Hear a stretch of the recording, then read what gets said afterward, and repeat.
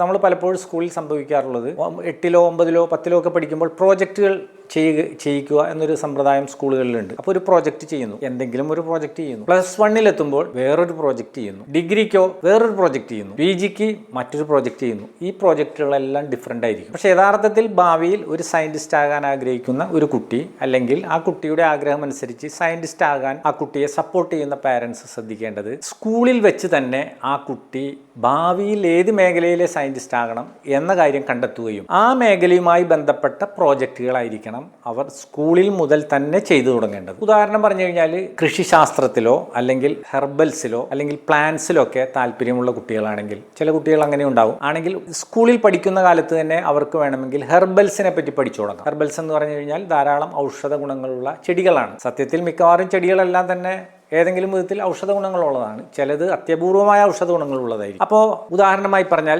തുളസിച്ചെടി ധാരാളം അത്യപൂർവമായ ഔഷധ ഗുണങ്ങളുള്ള ഒരു ചെടിയാണ്. 8ാം ക്ലാസ്സിൽ പഠിക്കുന്ന ഒരു കുട്ടിക്ക് വേണമെങ്കിൽ തുളസിച്ചെടിയെ പറ്റി ഒരു പ്രോജക്റ്റ് ചെയ്യാവുന്നതാണ്. ഇതേ തുളസിച്ചെടിയെ പറ്റി +1ലും പ്രോജക്റ്റ് ചെയ്യാം. അപ്പോൾ +1ൽ ചെയ്യുന്ന പ്രോജക്റ്റ് അല്പവും കൂടി ഹയർ ലെവലിലുള്ള ഒരു പ്രൊജക്റ്റ് ആയിരിക്കും. ഇതേ തുളസി ചെടിയെ പറ്റി ഡിഗ്രിക്ക് പഠിക്കുമ്പോൾ, ഫോർ എക്സാമ്പിൾ BSc ബോട്ടണിക്ക് പഠിക്കുമ്പോൾ പ്രോജക്റ്റ് ചെയ്യാം, MSc ബോട്ടണിക്ക് പഠിക്കുമ്പോൾ പ്രോജക്റ്റ് ചെയ്യാം. PhD ചെയ്യുമ്പോഴും ഈ തുളസി ചെടിയെ പറ്റി തന്നെ ആ കുട്ടിക്ക് റിസർച്ച് ചെയ്യാവുന്നതാണ്.